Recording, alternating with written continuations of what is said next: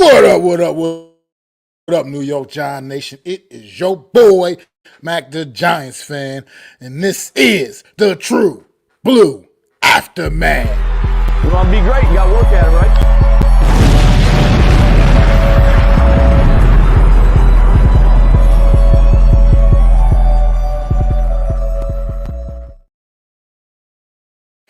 What up, New York Giant Nation? It's your boy, man, Mac the Giants fan, coming at y'all with another edition of the True Blue Aftermath. Oh, the New York Giants done went on and did it. They done went on and won a game. That means absolutely nothing and does absolutely nothing for them. But at the same time, I'm not going to sit here and pretend to be upset about a victory. At the end of the day, though, I think at this point, we all know that the New York Giants would have been serviced. It would have been much better for the New York Giants to go on ahead and continue to do what they've been doing and just taking that L this week. You know what I mean? They came out there, and I've been one of the ones that's been talking about the effort of this football team.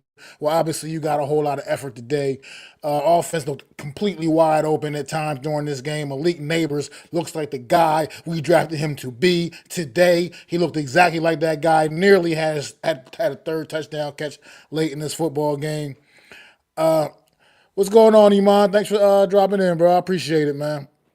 But yeah, so this offense is absolutely cooking. Drew Lock, this guy looked like a damn all-pro quarterback out there today. I mean, Drew Lock went out there and was delivering 4 touchdown passes, and he ran one in, counting for 5 touchdowns on the day for Drew Lock. Yeah, and if you're one of those kind of fans like me, you just ask this question: where has this been all season?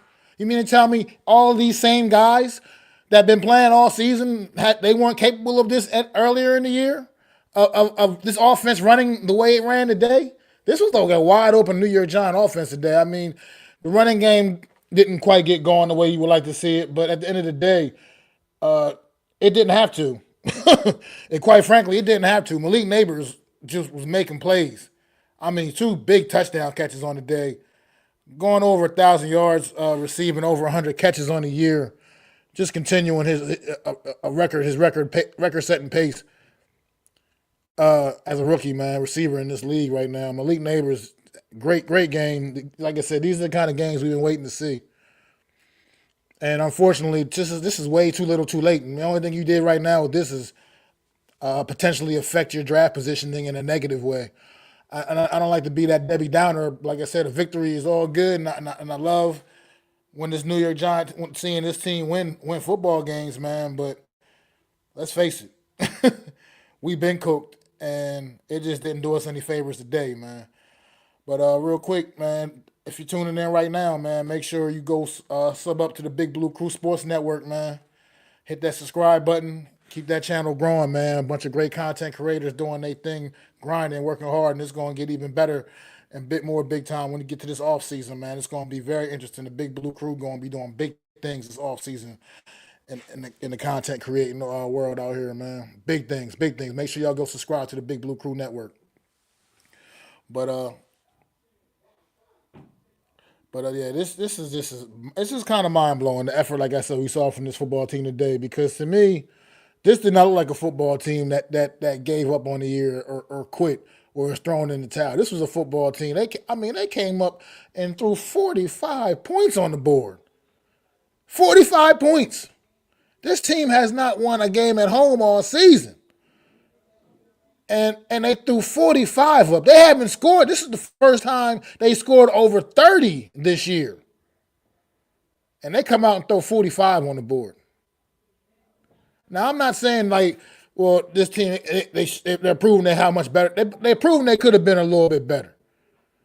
So something, there's a disconnect somewhere earlier part of the year. And some say this some maybe disrespect slight to Daniel Jones. I don't like to make it about him, but where was this kind of offensive effort at any point this season? I mean, I just didn't see it. I mean, we were throwing the ball down the field. I mean, just making plays. Making plays. I mean, he hit Drew Lock. He hit Neighbors, Slayton, and Wan'Dale Robinson all in the first half alone for touchdown passes. I mean, we're talking about Neighbors had a huge day. Wan'Dale had a pretty solid day as well. 5 catches on 6 on 6 targets, and we saw the one, the obvious one that he dropped, which could have been a huge play as well. But Malik Neighbors 7 catches on 8 targets on the day. So yeah, this was just, I don't know. I'm baffled. One thing I will say, if I want to bring up maybe something a little bit on the negative side of this one though, is Tyrone Tracy, young man, has been great effort. He also went over 1,000 yards, all-purpose yards on the season, which is a tremendous effort for a 5th-round draft pick that wasn't expecting to be this much of a part of the offense as he has become. But young man, you're gonna have to work on that, on that, holding on to that football. Now, look, there's no more excuses for you.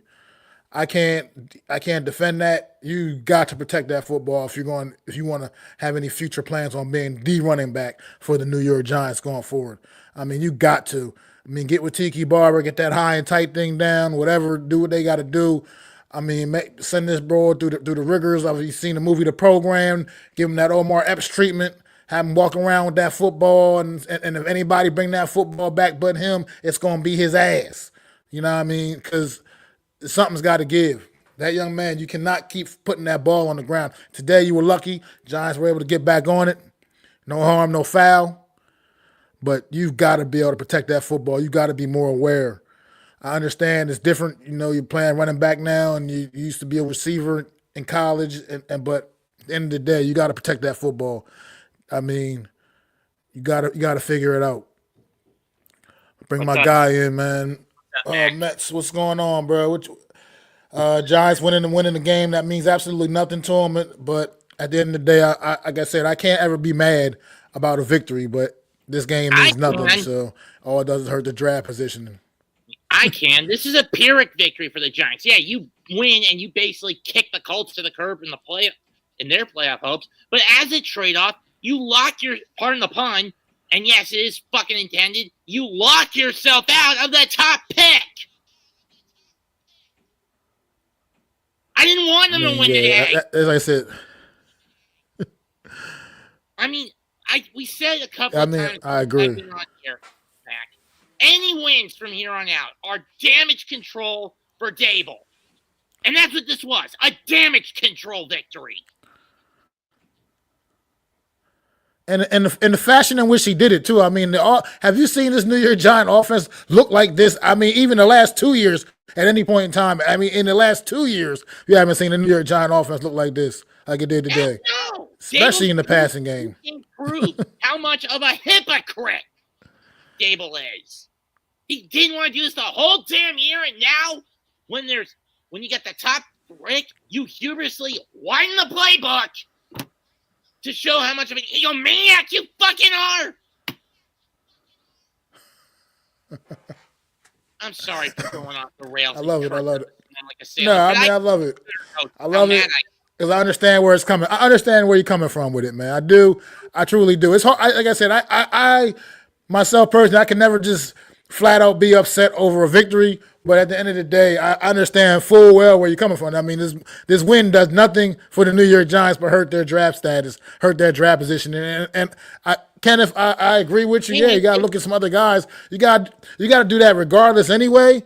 But at the end of the day, when you have an opportunity to get maybe the top guys in this draft, and you had that opportunity, it's like, what are we doing here? I mean, the reality is this team just threw up 45 points. 45 points. They haven't even scored 30 all season. We haven't scored 40 since 2019. And so yeah, it just makes you just kind of head scratching to see that all of a sudden now we can call offense that was like a competent NFL offense and put points on the board. All of a sudden, I mean, this team only averages, if I'm not mistaken, like 10 points at home all season. They've only averaged 10 points a game in MetLife Stadium this season. Today they go out there and throw up 45. And that proves I'm just stunned. Like, Abel knows he's on the chopping block. He knew he was under the gun, so he basically did this out of pure spite. I mean, because that's what this was. Look, spite. I mean, one thing I'll say, I guess it's good for some of the morale of the young guys, like Big Pat mentioned on his stream.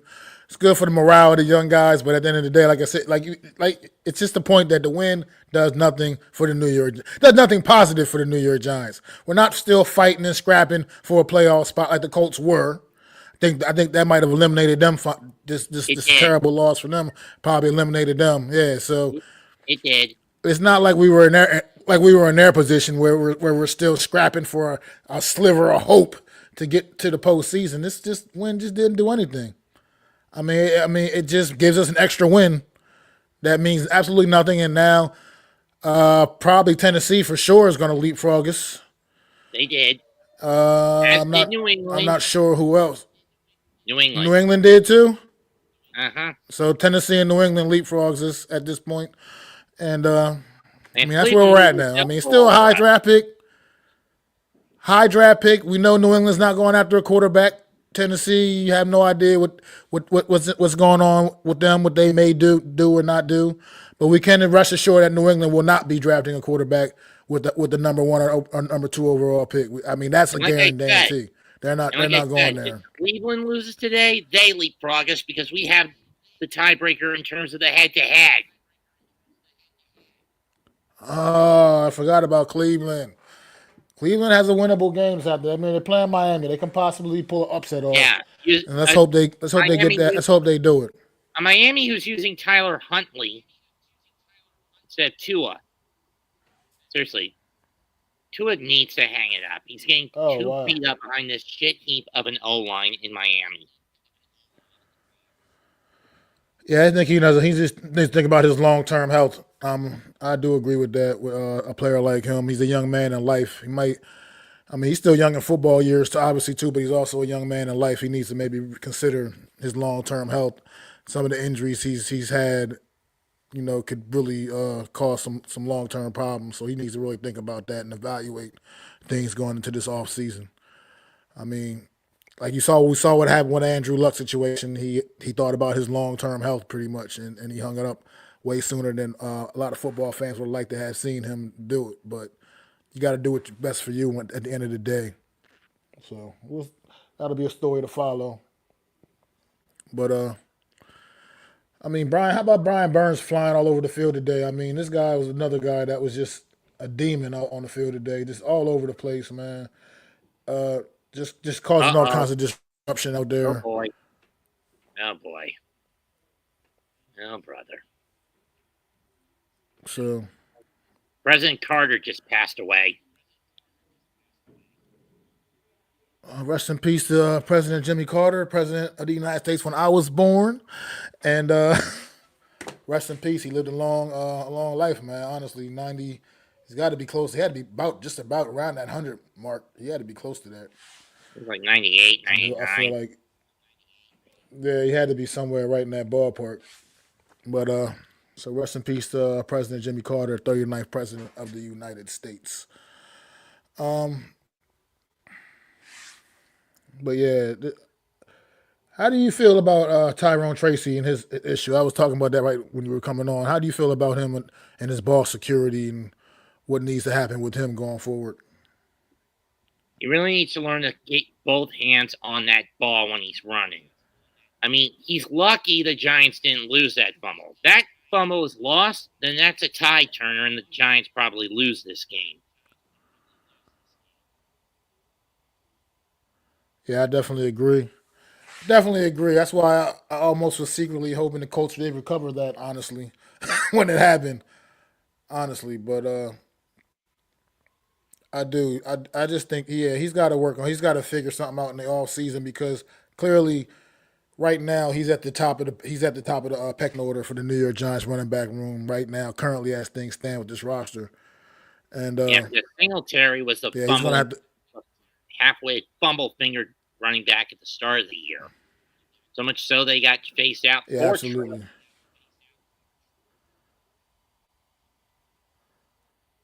Yeah, so we'll see. I mean, like I said, this team, the New York Giants, man, once again pulling off a big meaningless win.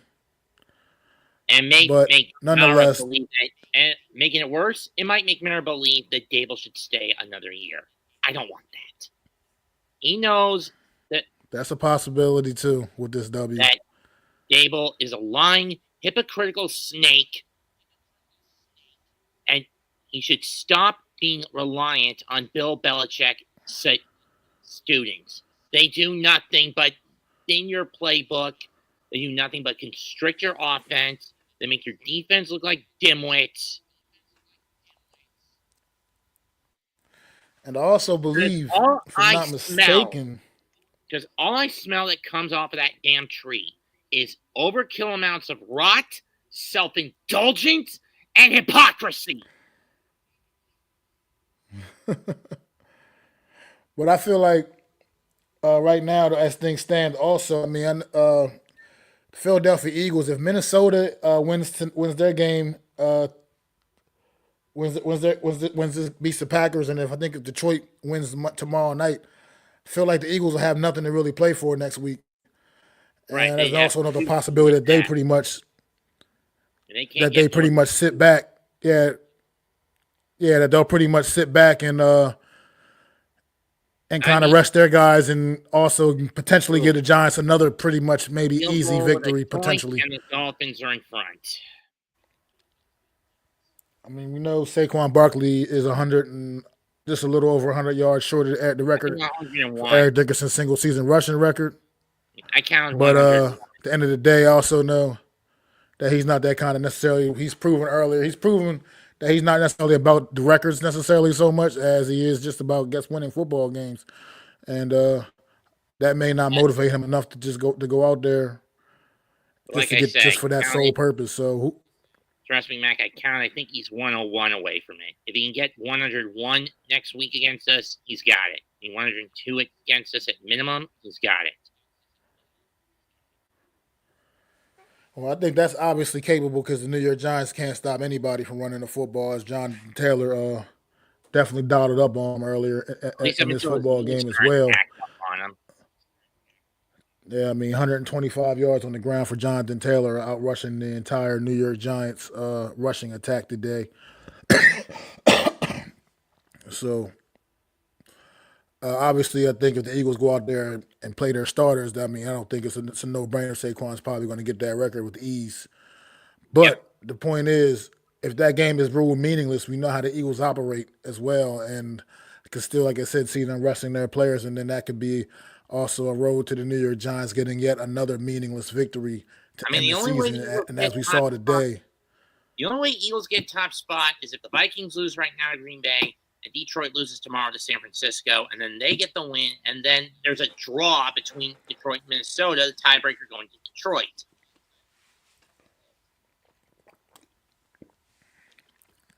And that's regardless of what Green Bay does. I'm kind of hoping for that.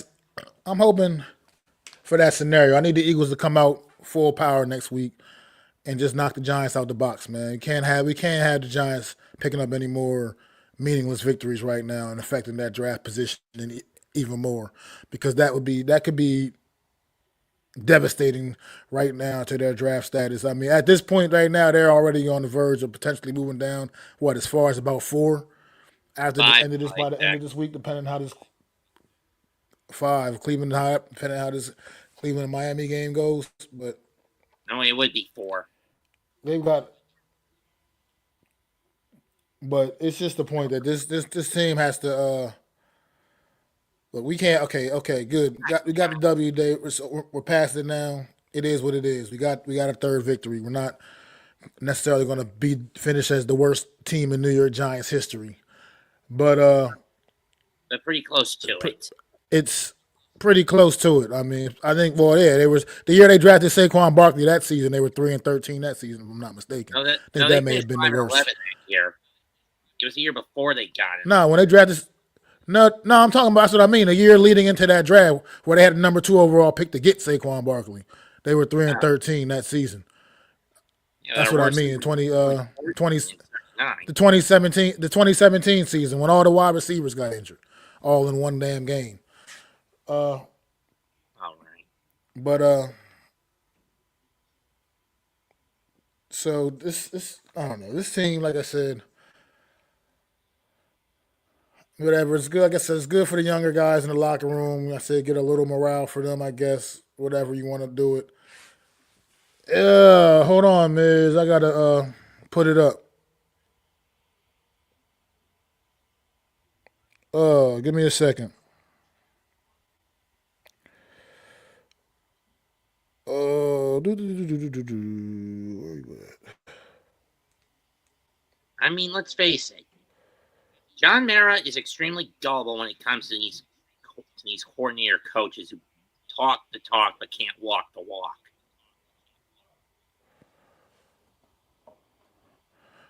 Yeah, I mean, I agree. Like I said, it's just weird. It's probably the first time ever that since I've been a New York Giants fan that we win a football game and I'm not ecstatic. I'm not happy. Not necessarily jovial mood. I mean, usually I'm hyped when the New York Giants win a football game, but it's just been like I said, it's been different. Obviously, the way this season is going, I was just more ready to just continue on the path of getting the #1 overall draft pick and So having was that I. locked in and secured. But So was I. I And mean, it that's just because Brian Dable rubs everyone the wrong way. He's a cancer that this team desperately needs to cut. so And yeah, the I fact don't that know. Mara was gullible enough to bring him in infuriates me. I mean, I wouldn't be surprised if Mara approaches Dable and just flat out punches him for screwing up the draft pick. I mean, right now, Because that's what I would do. Punch him in the freaking face.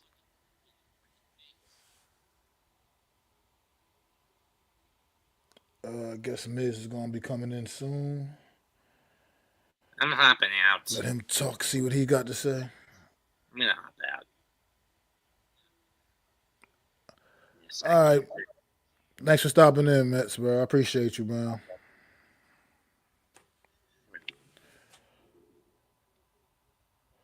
But yeah, so here we are, New York Giants. Let me see if I can find it. What you call it? Miz too. The link is right there in the chat, man. So if you hopping on, bro, you can go on and hop in. But standings league.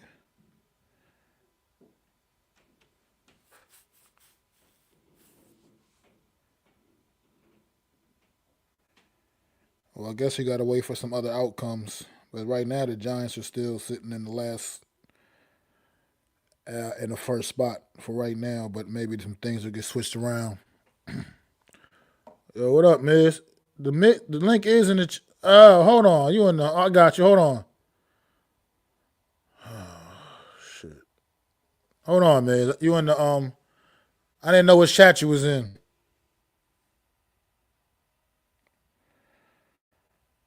Hold on. I gotta go to the what you call it stream.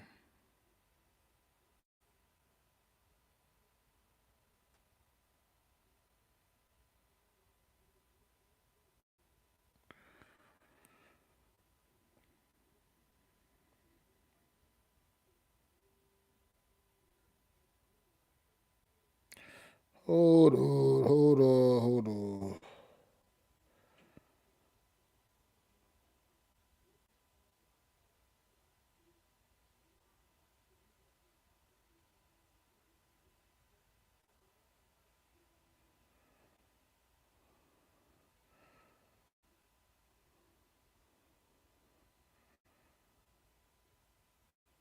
What's going on? No Mets, no Nets, no Jets. Hold on. Give me 1 second, Miz. I got you. 1 minute, man.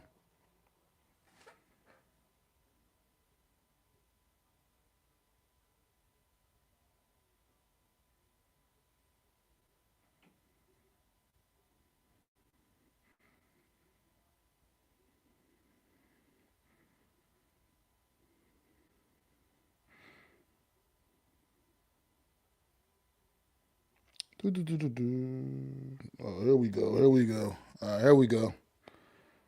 All right, there you go, Miz. It's in there now.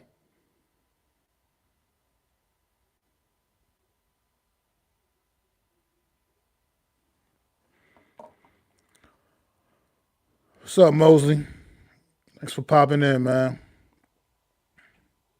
Yeah, happy Sunday to you, man. How you feel about this meaningless victory for the New York Giants today, man? Very meaningless victory.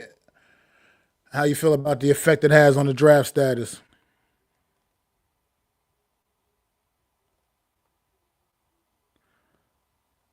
That's something to look at, Mosley. That's interesting. That's definitely interesting. I mean, because I definitely agree. I think no matter what, even this game alone shouldn't save his job. I mean, I'm still not satisfied with what we've seen throughout the duration of this season. I mean, yes, today was kind of an offensive, explosion, so to speak, considering what we've seen from the Giants all year, throwing up 40 points. I mean, like my guy No Mets is saying here, it's just typical New York Giants, man. All right, Miz, I got you, man. But yeah, typical New York Giants stuff, man. Just ridiculous. I really was hoping too, like when they went for it on that fourth down, they called that absolute god awful play call on in that situation. That play call just had tank written all over it. Like, okay, the tank is back in full effect. You know what I mean? Like that play call was absolutely terrible, giving the Colts the ball right back, pretty much right at midfield, and the Colts were not able to capitalize on that possession, man. And I really thought that was it right there. That was going to be what was going to be the dagger that was going to have end the New York Giants on this day, and the Colts were going to get that comeback victory. But not quite, not quite. Said the report came out of the Giants. Said the report came out that the Giants were keeping Dayball.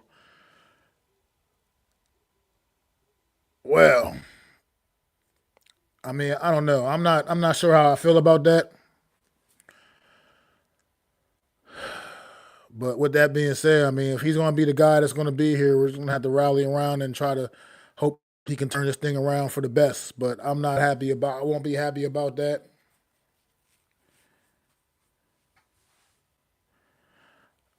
And yeah, I'm just not sure. And I'm with you, Kenneth, man. I just don't see I don't see a successful winning combination with these guys, man. I think they've proven to not really be that.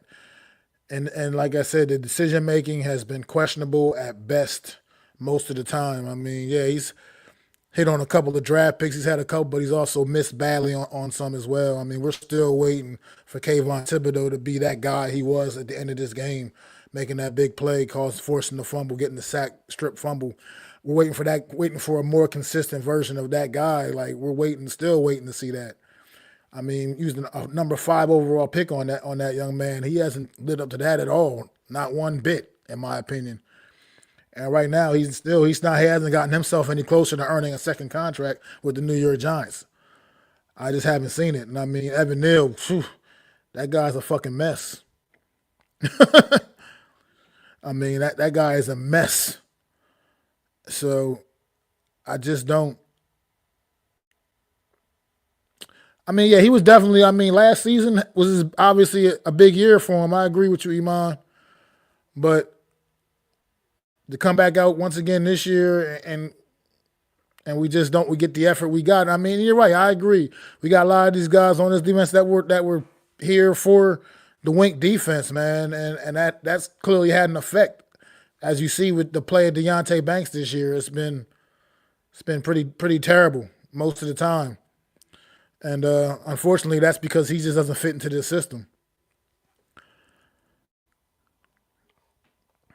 Said check Giants wire. Unless I read the report incorrectly, Joe and Dayball are expected to stay. Look, like I said, we'll see. There's time. I mean, some things to change, but I mean, things need to change. And I just don't think bringing those guys back is a recipe for success for this football team based off of what we've seen. Yeah, I don't necessarily see that happening, but I mean, I'd definitely be all about it, man. Wink was my guy, man. I mean, even look at the effect. Yeah, I mean, even the effect of Bobby Okereke this season. I mean, everything is just numbers were just down drastically in comparison, man. And then Isaiah Simmons, like, is this experiment over or what, man? Like, are we going to trot him back out again next year on this team, and still with him having no real role or anything, any real part, any like clear part of what he can be in this defense? It's a lot of question marks, man. A lot of question marks.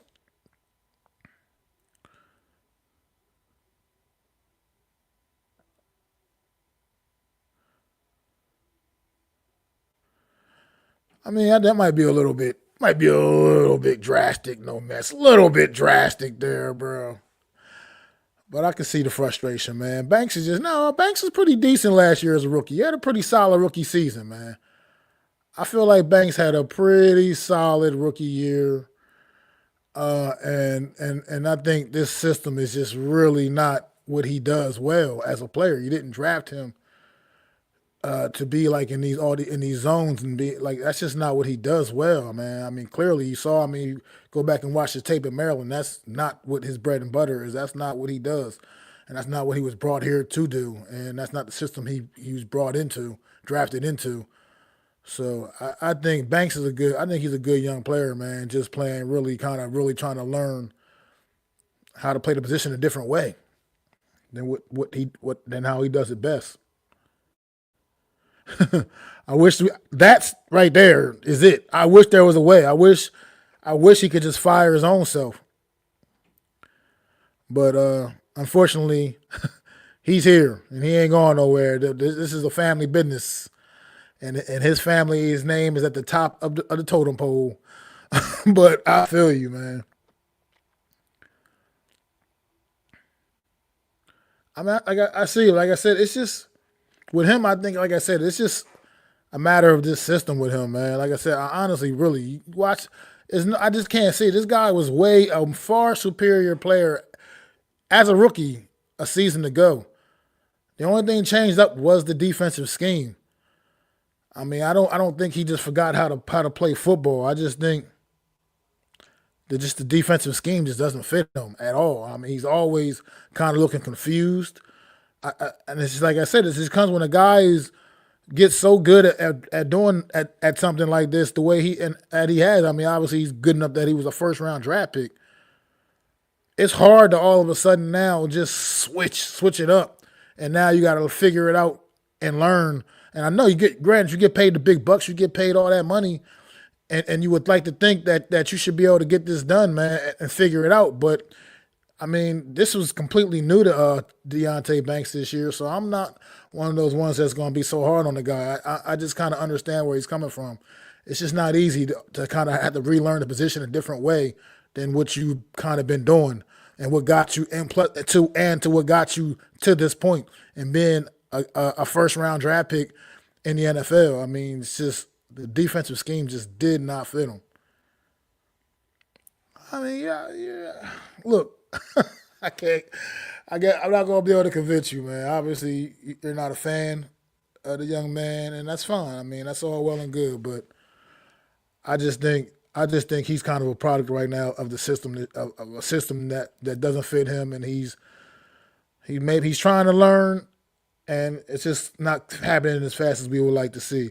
What is going on, Coach Ed, man? Thanks for stopping in. Appreciate you, man. Definitely appreciate you, Coach Ed. Hope all is well and hope you had a great holiday, man. Happy New Year's to you, Coach. But yeah, I just don't see. I don't see what value he brings to this football team. I just don't. I really don't, man. I mean, up here in mine, I might have skipped over this by accident. I'm just now noticing it. But said Simmons needs to be a pass rusher. I mean, maybe I could see that him being like a rotational pass rusher. Certain types of situations, maybe his speed can get around the edge.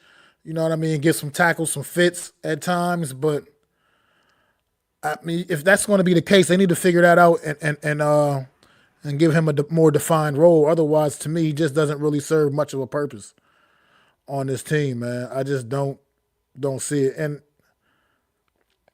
I'm with you there. I mean, the whole roster needs to be rebuilt. It needs to be rebuilt properly. Needs to be better. it's because like right now we're just not a good football team. We're not built What's up, properly, man? and quarterback is what's up, Miz? Quarterback is our maybe our biggest problem, but it's far from our only problem. I mean, this team has holes all over the place, and a lot of them need to be filled, man. And what's going Exactly. on, Miz, man? Just What's what's going on, bro? on? How you feel about today? What's on your mind, brother? It ain't the end of the world to me. Everybody's overreacting, bro. It is what it is. You can't control these things. So, what we fall now to 3, 4, 3. When Yeah, right now they can still have their we could guy be Shador if they falling down want at him. They three. can still have the guy if they want him. Patriots are not taking a quarterback, so it ain't And that. Tennessee's not guaranteed to either. Titans might take one, but we don't know these teams.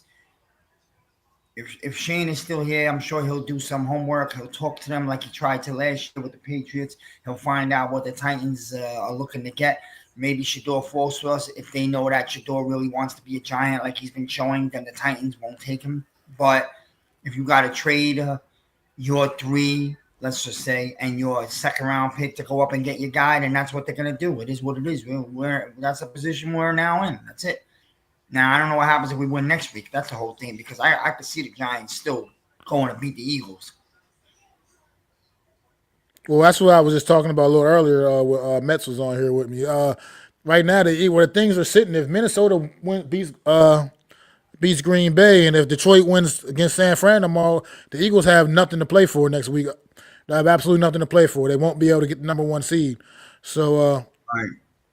that's going to be a situation in which, even though Barkley is still so close to the record, they may still rest their starters anyway, man. And if we know the Barkley that we know, he's not necessarily a guy that's worried about records, I don't think, necessarily. You know what I mean? So that's Yeah. concerning me a little bit, where if the Eagles pull one of those moves, the Giants may coast their way to another victory, which can only hurt their draft status even more. Oh, that'll kill them, to be honest. That'll kill us if we win next week. But I think they're probably going to play Barkley for like a half. They're going to try to get him his 100 yards in the first half. But the way the Giant defense has been playing, they gave up points, but they've been getting much better in the run defense lately. So I guess we got to see. But I don't know. I don't know, man. It is what I knew. You knew they were winning. You got the feeling on the first 2 drives of the game that they were going to win the game. So, and that's what happens when everybody want to dog Dable, and everybody want to tell a coach that he's getting fired. That's the worst thing you could do, man. Everybody should have kept quiet, but you can't keep anything quiet in New York because the media is a piece of shit. So that's what it is, man. I mean, yeah, to me, it was just like I said. They came out like it was like a track meet, man. I mean, they put the 14 points up on the board. I kind of had a feeling like, oh man, yeah, That's really what I go was race telling here and these win this people, football game today. Pat. I was telling them all. I said, yo, you see, you guys are wrong, bro. Dable can coach. If you get him his quarter, if he could do this with a lock, I guarantee you, because you saw him open up the playbook early in this game like we haven't seen in the last 8 weeks. Okay? So he do got a playbook. Not at all. But I don't feel like he has his quarterback. But then again, I don't know. I don't know what Mara's and I don't know what Mets was saying earlier. That's not true. Mara ain't upset at all that they won today. He's probably the one who gave them the speech before the game that you better go fucking win. Because Mara ain't down with going 0-9 at home. We know that. That the Giants would have been the first team to ever go 0-9 at home. By the way, if that would have happened, they would have been the first team to ever do that. Go 0-9. They said they would also been the first team since the Cleveland Browns in, I think, 2017 or something. Maybe they said that went 0 for whatever at home. So It's not a good you don't want to look be in for that Mara, category. And I mean, yeah, you don't want to be in that category. You can't have these dedicated fans that come out week in and week out, even while this team has been playing absolutely abysmal, and not give them one home victory. And it took to the last home game, but they got the job done. They came out and, like you said, they opened up that playbook. And for a team that didn't even put up 30 points all year to go out there and put 45 up, and to be quite frank, probably could have put up a little bit more, running for some of their own self-inflicted mistakes in certain points in this game. I mean, it's just kind of crazy. It's just like where was all of this at all season? It just makes you just scratch your head and wonder where was this at all year. The O-line played pretty solid overall. Didn't really see a lot of big problems from the O-line other than the fact that they couldn't open a hole for the running backs to save their lives. But for the most part, I mean, Drew Lock wasn't under too much heavy pressure. Yeah. So I don't know. This was just a different type of offense we saw today. That's what I'm saying. People don't understand. I'm telling people to say, think this guy doesn't know anything about football. Yeah, I know. Dable doesn't know anything. He's been in the league for 20 years. What do you think? He's in the league for 20 years by luck? He never got his chance to get his own quarterback. He's never gotten a chance to build his own team. He may not be a good play caller. He may not be an offensive coordinator. But if you give him a good offensive coordinator, if you give him a real quarterback, because he never wanted to be with Jones, let's be honest. And I don't care what anyone says. He made the team serviceable his first year. You know, people are going to take away that credit from him. No. Why? Because you don't like the guy? If you're going to criticize him for these last 2 years, then you got to at least give him his credit for his first year. You know, you got to be fair. Now, this man never got his quarterback. He never – I don't know, man. Is he going to get a chance to get his quarterback? I don't know. I don't have no answer for that. I don't know. But I'm going to always stick to what I've been saying. Shane wasn't happy he had opportunities last year. Right, Mac? I seen Shane's had opportunities to get the quarterback last year. Yeah, I saw him. I saw Joe Shane a couple of times they were showing him. But like I said, the opportunities was on the board last year to get your quarterbacks. So for me, I can blame nobody but them for that. I mean, sure, we got a dynamic player in Malik Neighbors who had his best game of the year. Obviously, almost had a third touchdown there at the end, late in that game. But to me, you had your opportunity, and you felt confident enough to run it back with Daniel Jones. And like Iman says, so why couldn't he pretty much win with Jones at all? I mean, like, to me, Daniel Jones is a better quarterback than Drew Lock. I'm sorry, you can feel any way you want about Daniel Jones, but he's better than Drew Lock. Mm-hmm. And if you can come out there and can fling it all over the yard with Drew Lock, and you could have been flinging it all over the yard with Daniel Jones as well. I mean, the offense was clearly not – it wasn't being called that way. I mean, just things – it was just way more conservative and dialed down. Today you were just, like I said, throwing the ball downfield all over the place. Yeah. I mean, guys wide open. You had guys literally wide open. I mean, Wan'Dale Robinson on that one play was just sitting in the middle of the field, wide open. When do you see that with the New York Giants? That's just not something you see used too often. So, I mean, I have different reasons. I just feel like this team needs to start completely anew, man, and that includes, I mean, starting over with new coach, new GM, and get some guys in here, I think, that can really build this team up the right way. I'm not taking anything away from his Coach of the Year season when he took this team to the playoffs, but I still just believe that what we've seen this year is just not good enough. It's not a good enough product that was on the field this season. And sure, you have a game like this where everything looks good, but looked great for the most part. Defense played strong at times in this game. Offense looked dynamic at times in this game. When's the last time we've been able to say that Giants offense looked dynamic? It's I don't know. It's just a lot, man. It's weird. I don't know. I believe he was calling a tank. Offensive plan every game because I believe they were tanking because it was pretty much the same 3 plays. But then today he opened it up and he showed you plays we haven't seen all year, and he hit Neighbors. He sent Neighbors deep. And so, you know what I'm saying? And you play Neighbors and Tracy the entire game. If you wanted to lose, you would have pulled them out at halftime because you see that they were destroying the Colts, both of them. So he wanted to win. He wanted to win despite what Joe Shane probably wanted. Why? Because he's been listening all week how he's getting fired and how, all this stuff about him. So what I'm saying is what? So he couldn't call a game plan for the last 10 weeks, but all of a sudden today he could call a game plan? You think that's a coincidence? I don't know, man. You're right. Think about it. You could think about it both ways. Right. You could be right. I could be onto something too. Like all of a sudden today he could play call on an offensive winning football game against a team that's been fighting for a playoff spot this whole season. Absolutely. I mean, they were still fighting for one right now. This if they would have beat the Giants, they were going into next week with a shot to make them to the playoffs in the AFC, and they blew that opportunity, losing to the New York Giants in a game in which they were a touchdown favorite. And you think about this, Mac. Yeah, it's just not a good look for them. You saw a place there you haven't seen since like week 4. Explain that to me.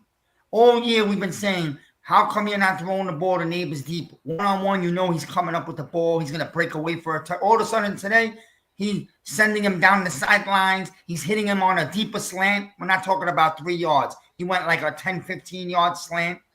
Like he was doing plays we haven't seen all year. He's hitting Robinson in a post. Where was that all year? Exactly. I agree 1,000% with that. Like we haven't seen Wan'Dale Robinson used that way all season long until today. I mean, it's like I said, it's like everything with this team, man. It's been a mess. Yeah, it's been a mess. So now it's even more of a mess. So now we don't know what. Don't get me wrong. It's nice to win a game, score 45. Give the young kids a taste of a good big win because they needed it. But at what expense now? We're gonna see. See, here's my other problem. My other problem with the Daboll thing, like you said, he comes in his first season as a coach, coaches this team into the postseason, gets him in a postseason victory, and that was a solid year. But since that, it's gotten so bad. It hasn't just gotten a little bit worse where there was like a slight decline. It's been a drastic decline to where now the New York Giants are the worst team in the league. It's gone from that to the point where the Giants are the worst team in the league. Not even just last in the NFC East, not this, that. The worst team in the league, and before you saw them play today, we're pretty much considered by everybody an absolute pitiful football team. By pretty much anybody with eyes. Considered just a pitiful football team. Right. So once you get to a point like that, to me, there's no real coming back from that, in my opinion. And that's why you just need a whole new refresher. Sure, it looked good today, but I think this team could be better off with moving forward with something new. Yeah, you could go with something. I'm good with that. If you want to change the regime and go new, that's fine. Well, this is what I view today. The people that don't like Daboll, they don't want to view it this way. I'm sorry if you want to turn a blind eye. And I'm going to come at the other guys also. They know it. This guy, Daboll, he sent a message today. It was basically a screw you message, okay? Because it's the same thing Antonio Pierce did last week, okay? It's this. I know I'm getting fired because I've been hearing it. You got the strong feeling that you're getting fired. I'm going to come out here and show you guys. You think I can't call a game plan? You think I can't have an offense score 30 points? No problem. And look what he did. You can't deny it. And he did it with Drew Lock. And I don't care if Drew Lock had a good game today. He is not that quarterback. We all know that. I do not want that guy to be my quarterback in the future. So he did that today. Hell no. I feel like he sent a message like, this is what I am capable of. I should be your head coach. The reason why it hasn't been good is because you wanted me to tank and you never gave me my quarterback. I think it's more of a shot to Joe Shane than anybody. Maybe there's a little divide going on there now. Like Shane has separated himself because he knows in order to keep his job, he's going to have to fire Daboll. You know what I mean? There's some inside shit going on. When's the last time you saw Joe Shane and Daboll together? It's been a damn long time. You're right. I can't disagree with that. I mean, shit, Joe Shane's been sitting up in the booth the last few weeks, pretty much damn near by himself, it looks like, with nobody around him. I'm not. I'm good if you want to bring Drew Lock here, but Drew Lock will come back next year. That's fine. But guess what? I still want to draft a QB, and I still want another veteran beside him. That's what I want. Absolutely. That's what better happen. Yeah. You know what I'm saying? This What's going on, Alex, man? Don't get me wrong. He had a good game. It doesn't make him a starter, bro. I don't. He should be number 3 if he wants to come back, and he ain't getting no $5 million either. So I'll let him walk. Obviously, he's not important to me. But I still think people shouldn't jump off the bridge. We got some guys that are standing on the Verrazano. Calm down. With a 3rd pick in the draft, the quarterbacks are still going to be. One of them will be there. If Joe Shane really wants Shador more than anything, he'll be able to pull that trade off with New England this year. Because New England don't need a quarterback. They probably want Hunter. So if they fell down to 3 or 4, they'd still get their Hunter, I would think. We'll have to give up a 2 along with our top 1.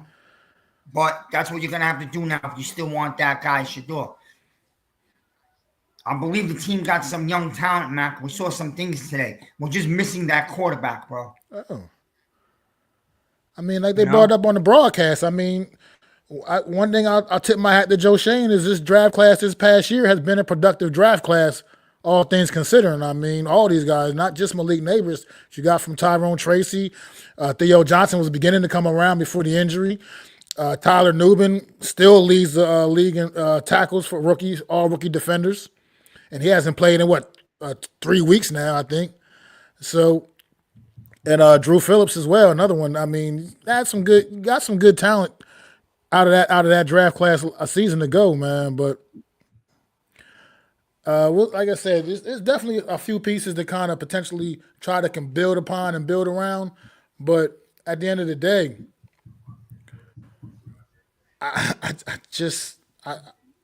I think my mind's kind of made up. I feel like at this point, and I just feel like these guys got to go, man. Whether it happens or not, I mean, you bring up a good point. No Mets, like you said, Dayball definitely looked a lot more comfortable on that sideline than I've seen him in weeks. Definitely was, man. But yeah, because you know why? Because this Alex says he knows. Go ahead. No, I was gonna say Alex was saying Drew Lock is coming back next year. He might. You watch. He might come back. It doesn't matter. He'll be like 3rd. But the thing is, I mean, Dable is definitely was under the impression that he's getting fired, so it doesn't matter no more. So now he's free to play with house money. I'm gonna screw you guys, and I'm gonna tell you what.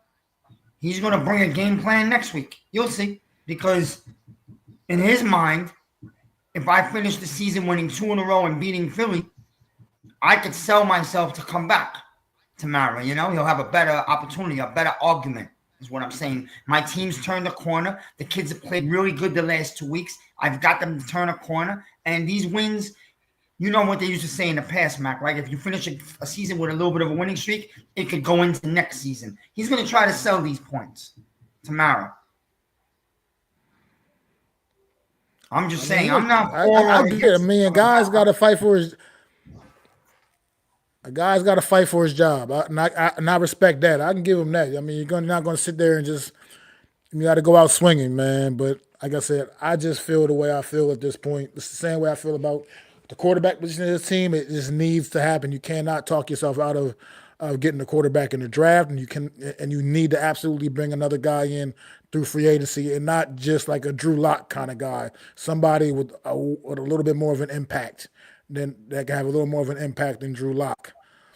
You need to do both. You need to do all of that. I feel like people were kind of just thinking, oh, we just drafted a guy. Okay, yeah, but you still need to bring a veteran in also in the free agency process as well.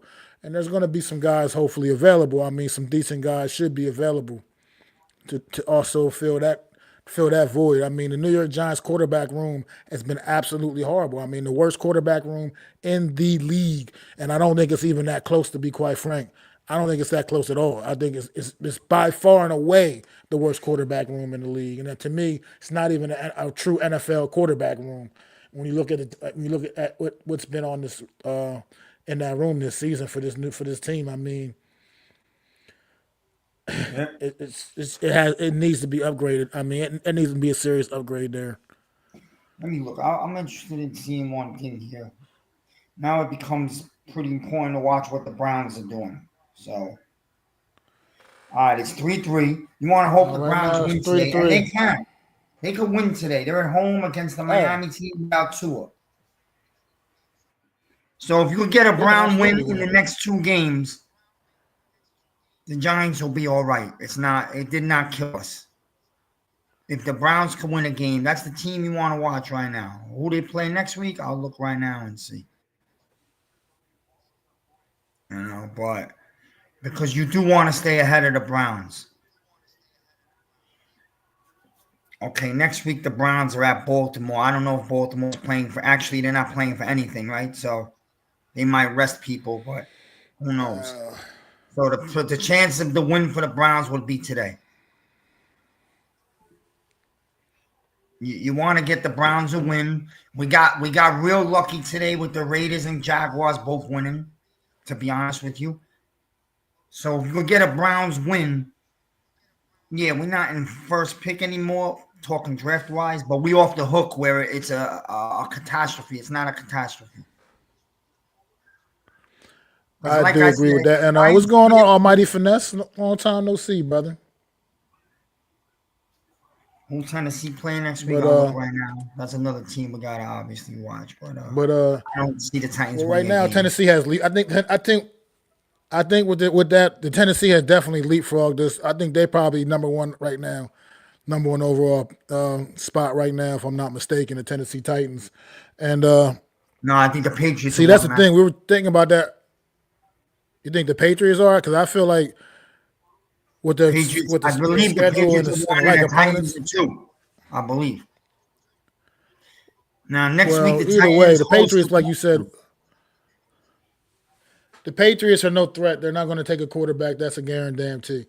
Tennessee Titans, however, they're a wild card. You don't know what that team might do. You don't know if they're going to go the way of bringing a veteran in, or what they may do, or if they're going to take a shot at one of these young guys at the top end of the draft while they have a chance, opportunity to do it. So we'll see. I can We'll have see to the keep an eye on Titans that for taking on sure. a Ward. I can see the Titans going after Cam Ward, but I also, at the same token, can see the Titans. If somebody calls and offer them a bunch of picks, they would trade out, and then that team would be coming up to get the QB. Listen, man, keep an eye. The Raiders are a team that would try to trade up into the top two. I'm telling you, because they lost their position.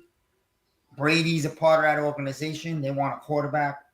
They want Shador, but Well, the Raiders didn't the Raiders win today again? I think they won yeah, they again won today. again. So that's why I'm telling you, the So Raiders would be the team to trade a they're lot out to the go up. way. They're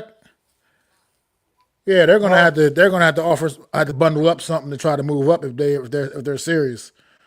yeah. But they're kind of out of it. They're not even really in the mix. I think right now, as far as I'm concerned, I'm not even worried about them. They're out of the way. They're completely out of the way. They're close to putting up. They almost might have played them damn out of the top 10, let alone a top pick. So You got a touchdown Minnesota, so it's 7-3 Vikings. Well, look, man. I don't know what Joe Shane's going to be the GM, which it sounds like he is, but and he was doing all that work yesterday, so I believe he's going to be here to stay. If Joe Shane is going to have to, he's either going to trade to the number one pick to get his guy, or if we're third, he's going to gamble and he's going to sit tight and sweat it out and hope that the Titans ain't after Shador and no other team behind us is looking to trade a whole load to jump us. And he'll be sitting there and he'll be sweating balls out just like the fans did today. So I'm telling you right now, that's what's going to be. who do you prefer, Miz? I'm not sure. You prefer Shador or Cam Ward? I prefer Shador. And I've gotten into it with Pat and NYG and some guys about this because they know I'm not 100% on board with either of these guys. I know we need a quarterback. I understand that. But I'm a little worried about either guy. I feel like these are two wild cards. You know what I mean, Mac? I mean, That lock guy isn't I in can this see draft. why you don't. you don't necessarily have the confidence of like the draft class from a season ago with the guys that were coming out last year, but I still think with those guys, you do have big upside with those guys, man. Like I said, Shador Sanders has just been around the game his entire life. There's something to be said about that. I mean, he has a very, very high football IQ. He may not necessarily have all of the greatest intangibles, but he's a smart quarterback. He's not going to make a lot of big mistakes, and he can make the throws. So, and I just that's why I prefer Shador over Cam Ward. I think Cam Ward does have the big, more like splash play potential and stuff like that. But I think Shador Sanders, what he brings with the smarts, man, is what puts him over the top for me. I think like somebody described it best, is from the neck up with Shador Sanders, man. I think he has it up here, man. I'm not going to be as worried about Shador making those big crucial mistakes as I would be with a Cam Ward, and I think he'll be able to translate to the NFL level a little bit more smoothly. Yeah, here's the problem. Well, first of all, Shador is a pocket passing NFL type quarterback, and it fits the Giants. What I don't like about Cam Ward is this. I don't like his unconventional ways where he'll turn left and throw right. He'll throw sidearm. He'll throw with his body going this way and his arm going that way. You know what I mean? He'll run full speed and throw a ball to the other side of the field. And I've seen these quarterbacks the last few years, Mac. None of them panned out. The Richardsons, the Willises, you know what I mean? Even Levis hasn't panned out, and he's a pocket guy. But, these quarterbacks, a lot of them are not making it. I think Khalid will be good over time if he gets the right coach in there. But he's struggling right now too. So I don't like Cam Ward. It scares me, man. And it just never the type of quarterback the Giants have ever had in their life. So I will go with Shador Sanders. And to answer, if you had the opportunity, I would too. I don't think there is a third quarterback. That's the problem. You got Milroe and you got Dart. If you want to take those guys and you're looking at a 2 to 3 year buildup, it's not going to be right away at all.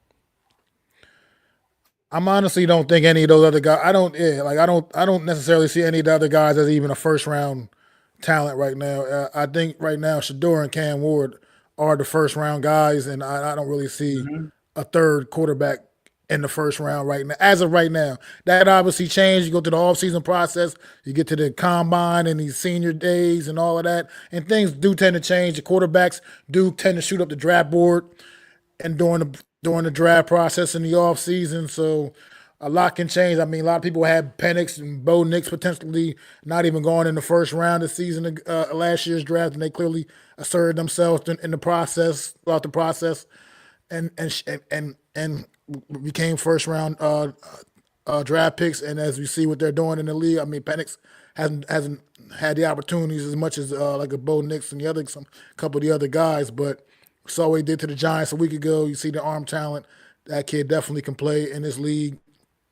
And the Falcons might have been on to something when they shocked everybody and they took him with that number 8 overall pick, I believe it was. So. Yeah.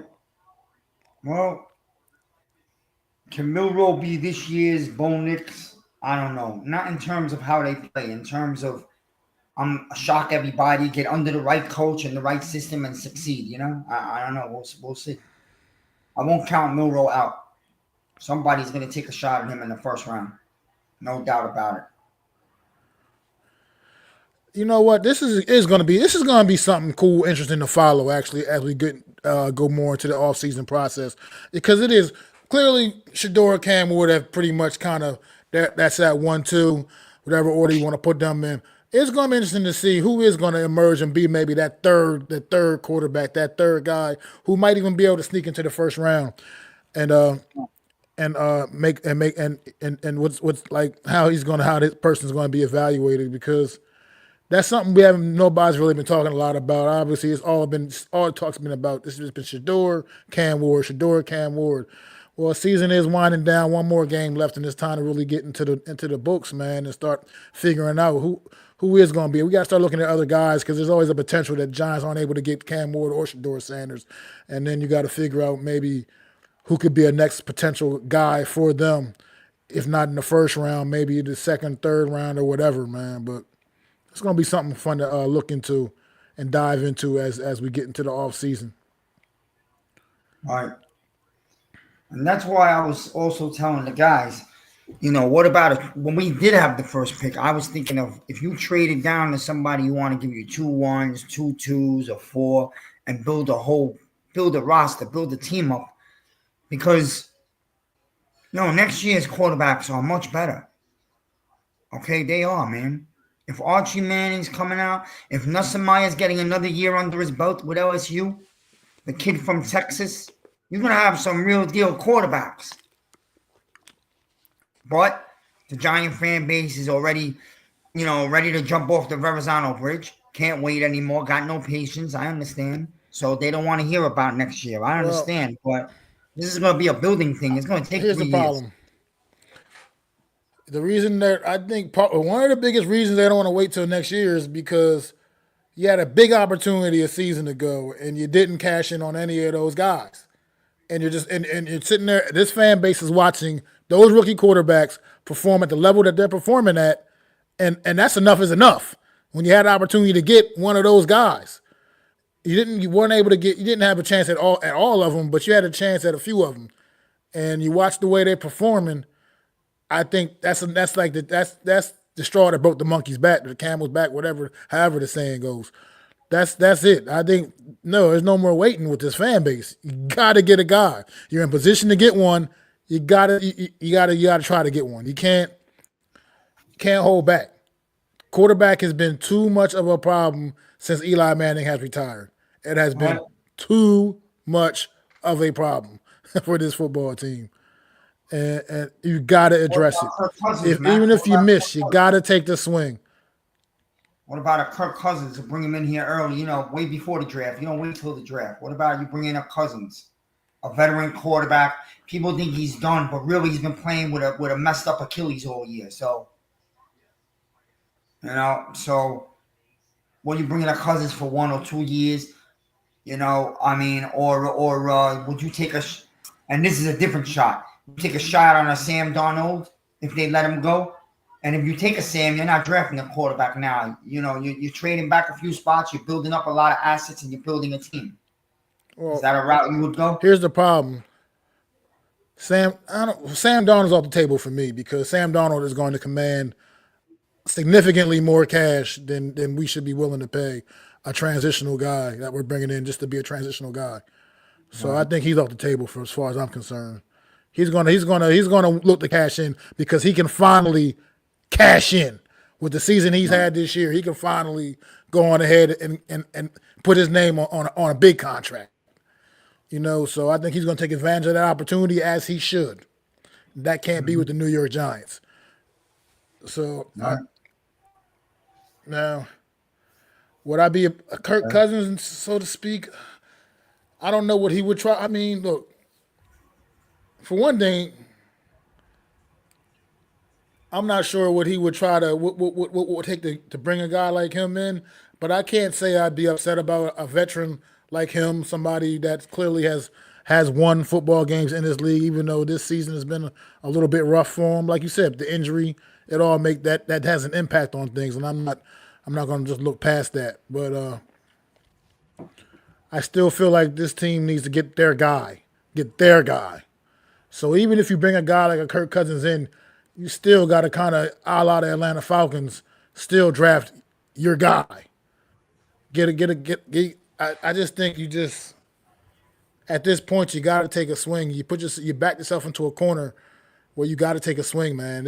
I don't think this fan base will accept not drafting a quarterback in this draft.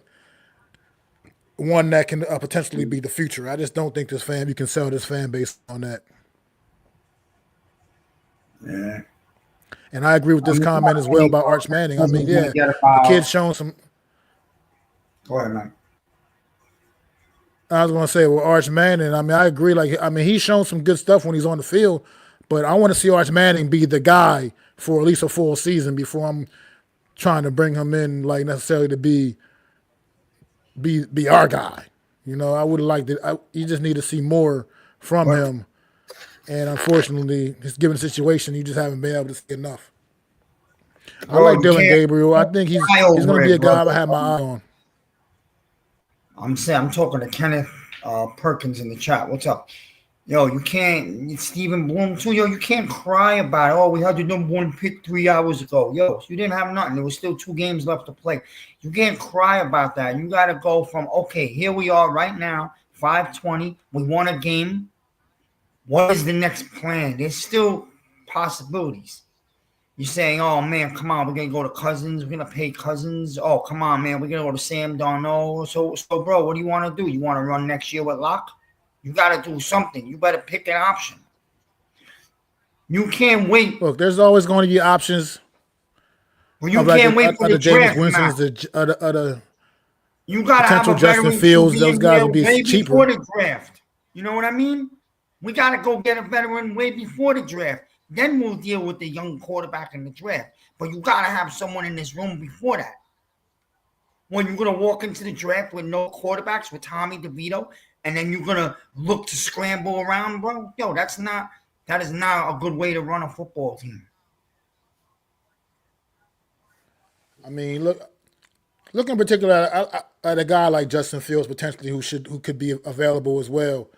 Mm-hmm. I mean, yeah, sure, it's been a roller coaster ride, to say the least, for him throughout his career. But I mean, obviously the guy is very dynamic with his legs. His passing ability has been definitely questionable at pretty much most of his career. But even a guy like him to me, it will make sense to even bring a guy like that in, just for the role that that you're bringing them in for. Just a guy, just a transition into the future. If a guy to maybe start the season off, a veteran guy that he's got some starting experience, and he has an ability to win football games and he'll be significantly cheaper than a Sam Darnold or a Kirk Cousins.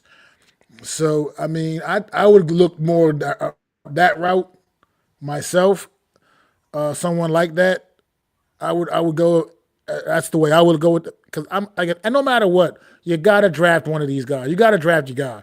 And if you're sitting there with the 1 or 2 overall pick, or even number 3, 4, whatever, and you got an opportunity to get one of these guys, you got to grab one of these guys, man. I just can't see you looking past that. I like the player that Travis Hunter is, but I don't think right now he's the pick for the New York Giants, because how desperately this team is desperate for some kind of hope at the quarterback position. And you're sitting in a position right now where maybe you can get one of the top guys in this draft, one of the top QBs in this draft, and you got to take that swing. You just have to. At this point, you just cannot. You cannot keep wasting the opportunity. Again, Stephen, with all due respect, you can't. Like, I know, I agree with you, bro. If we can go back to 12:30, and I don't know, somebody, why don't you go back a week or 2 ago, tell the media and the fans to shut the fuck up and stop talking about Dable's automatically getting fired? Because when those reporters started spreading the rumors that Dable was getting fired and Joe Shane was most likely coming back, all that did was ignite the fire under Dable's ass. Oh, yeah? Well, you know what? I'm going to show you, because in case anyone watches the Giants closely, like we all do, all of us do, right? You've noticed that there's been a rift between Shane and Dable. You know that Shane has stepped away and backed up, and he hasn't come out of that upstairs press box or wherever, that suite. He hasn't come out at all in about 5 or 6 weeks. You want to know why? Because he realized there was a full tank going on. He was in on it. John Mara was told about it also. Don't be stupid. They all knew there was a tank going on from the second they let Daniel Jones go. Okay? It was an organizational decision. Okay? And basically where we were headed was Shane was going to keep his job and Dable was going to take the axe. Fair or not fair, every fan has a different opinion. It's all good, whatever. Dable went home, probably spoke with his family, spoke with close friends, and you know what he said? I'm going to fucking show you. I'm not going to call a tank playbook like I did the last 8 weeks. I'm going to come out at home today. I'm not going to go 0-9 at home, and I'm going to pull out my best damn playbook I can. And you saw it in the first half, bro. He was calling plays to win that game. He was calling plays to blow that team out. You saw it. So it was personal. Winning plays, absolutely. And if the defense wasn't as banged up as they were, the Colts probably would not have been marching up and down the field the way they were if you had a healthy New York Giant defense out there as well. So put that in perspective. You got to think about it from that. I mean, this game really kind of got away from the Colts early. And like you said, that kickoff return, he opened. The playbook was wide open. Yeah. Opened it up. That as well. That was also. And don't think, this is where I argue with everybody. I understand people are not happy with Dable. They want to move on. He's done some things wrong. He fought with the coach last year, right? The defensive coordinator. He doesn't get along with some people. He rubs people the wrong way. I get it. He was calling the last 6-7 games of the year. He was calling a losing game on purpose. He has plays. He's been in the league 20 years. He's not a moron like people thought or were thinking for the last half a year. I'm telling you, I swear on my life, they got together and they decided we're going to tank for the first pick in the draft to get Shador. Okay? We all know that's who they want. And once the word started coming out in the last week and a half, especially from reporters like Jordan Renan and Anderson, all these reporters, that Dable was basically the one that was going to get the axe, right? You know what he did? He turned around and said, oh, yeah, he did the same thing Antonio Pierce did to the Raiders last week, brothers. And that's why Antonio Pierce told the media after the game when they asked him about costing the organization the first pick, he said, yeah, go ask that guy, the GM. He took a shot at whoever he took a shot at because he already heard that he was getting fired. You don't let that shit slip out if you want to tank and lose every game left because this is the outcome when you do let that slip out. Yeah, I definitely agree, man. Definitely agree. I mean, something lit a fire under Dable's ass this morning. He came out there and he called a great game, man. Giants get the W, and like I said, it means nothing, but it is what it is. And this is the first time I'm looking, even what I'm seeing across social media from Giant content creators, it's all kind of the same, all echoing the same sentiment. Like this is like the worst win in our Giants history because it just. I mean, it is crazy. Like I said, normally I'm always the guy. I'm going to always be excited about a New York Giant victory, man. But this was just one that we didn't need for obvious reasons. I mean, I think Steve said it best up in the chat somewhere. I can't remember where the comment is. But like you said, we were pretty much guaranteed the number 2 overall pick at the least if we would have lost this game today. We would have probably been guaranteed no less than the number 2 overall pick. And let it slip away, man. So right now we're gonna need to still do our part and go out there and lose to the Eagles next week, and still hope some other guys, decide they want to win some football games. That you gotta do. You cannot go out there and of course I can't sit there and openly root for the Philadelphia Eagles ever. So I will not do that. But in the back of my mind, I will be hoping that the Eagles can do what they're capable of doing, which is beating the New York Giants next week, because we don't want to slip any further back in the draft. But the problem is, Mac, the Eagles may have nothing to play for, and they might actually want to screw the Giants by maybe laying down and letting them win after they get Barkley his 100 yards. I can totally see that. But here's the other thing, man. How is Joe Shane now, especially if it looks like him and Dable have had a little bit of a divide? We don't know for sure. How does Joe Shane go in a private room with Dable now and sell to him that we're bringing you back? You got to lose this game next week so we could get a quarterback. How does he sell? How is Dable going to believe him? You see what I'm saying? Because what make you think Dable won today? He's not coming out and trying to drop another 30 next week, bro.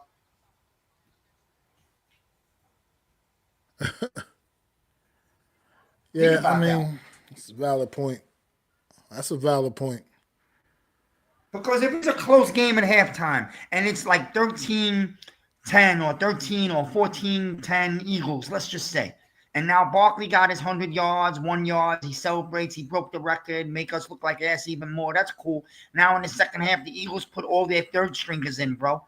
And Neighbors and Tracy are still doing it. The Giants are going to win that game, bro. I'm telling you. I mean, they'll keep Neighbors in because Neighbors will have a chance to go after the rookie reception records still potentially, even though Brock Bowers probably kind of has a stronghold on that now. But Neighbors will have a shot at that. And and you're right, they'll probably keep him in and just feeding them the football, like you said. I can't. If the Eagles have nothing to play for, I can see what you said. They'll play their starters the first half. If Saquon gets the record in that time period, so be it. By the second half, they're going to come out with nothing but their backup third string practice squad guys, and that's the way Eagles do things. I mean, I mean, if they have nothing to play for, not even if Jalen Hurts is clear from concussion protocol, they're not going to run him out there at all. Probably they'll probably just give him yet another week off anyway if they're not playing for anything. So. Yo, Max, when did Gable try to lose the game today? Explain that to me. At what point in this game did you come away with Gable tried to lose this game? If anything, I agree. I agree with this point. What? This play right here, I agree. The fourth down, they went for it on that fourth down. They called it absolute god-awful play that they had to know wasn't going to get the job done. They didn't even come close. They're right around midfield, and we were only up at that point. I think that was. It was a one possession game. We were up by 8 points, I think. Yeah, we were up by 8 points, I believe, at that point in time. Yeah, I remember. I knew it was 28-20. And the Colts actually did go down and score a touchdown, but that's when Jonathan Taylor screwed up on the 2-point conversion. That would have been a momentum shifter in this game. That right there would have changed the game. If they would have cashed in on a 2-point conversion, they would have probably went on, had another defensive stop, and then took the ball back and put more points on the board, took the lead, and it probably would have snowballed from there for the Giants. I did believe the tank was back in full effect at that when I saw that play, because that was a horrendous play call in that situation. Terrible play call in that situation. That just looked like you just said, "Oh no, we want to get the ball back to the Colts." That's what that play call said to me. Do you think at any point this game, like the first half, Mac, do you think at any point this game the Colts kind of laid down and let the Giants jump out to that type of lead early? Because it looked a little fishy, right? I think the Colts came in. I think the Colts probably looked at several weeks of very bad game tape of the New York Giants and came in here and pretty much thought they could just pretty much walk through this one. I believe the way they came out early in this game, they came out a little bit cute. You have Jonathan Taylor. They came out trying to pass the ball all over the place, and that's when you had the early interception from Joe Flacco. I think they came out and pretty much thought that no matter what, they were just going to be able to just do whatever they want, dog walk the Giants, and it didn't matter anyway. And they didn't have to come out, guns blazing against a team of the New York Giants caliber, what they've displayed all season.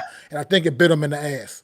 And I think they got behind too much, and they just weren't able to quite close the deal and get the job done.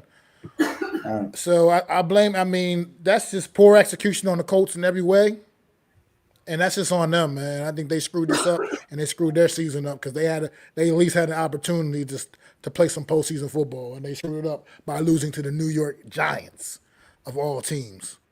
The New York Giants, the worst team in the NFL. Sad to say. But Miz, man, we've been doing this for almost an hour and a half, man. I'm about to wrap this thing up. Yeah. Watch the rest of this Vikings and Green Bay game. Eat some food, man. No problem. But I appreciate everybody in the chat. And I appreciate you coming through, Miz. Thanks, man.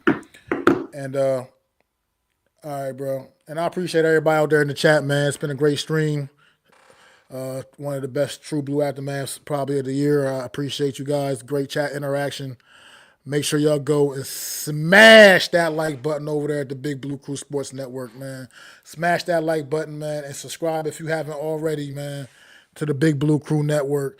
The link is in the description of this video, man. Make sure y'all like and subscribe at MacDaGiantsFan as well, man. We got one more week to go, and then we can get to the off season and start breaking shit down, dissecting things, and figuring out who is going to be the next New York Giant quarterback, man. So everybody, I appreciate y'all, man. And it's always fun, man. And I'll be back next Sunday with the final True Blue aftermath of the season. It's your boy Mac the Giants fan. I'd like to thank you all for listening. If you was feeling this, please take time to subscribe and smack them likes. Feel free to drop a comment. Let me know what you think. Don't forget to ring that bell so you know when I'm dropping new content. It's your boy, Mac the Giants fan. You can find me on Twitter, YouTube, and Facebook at Mac the Giants fan. That's MACDA Giants fan.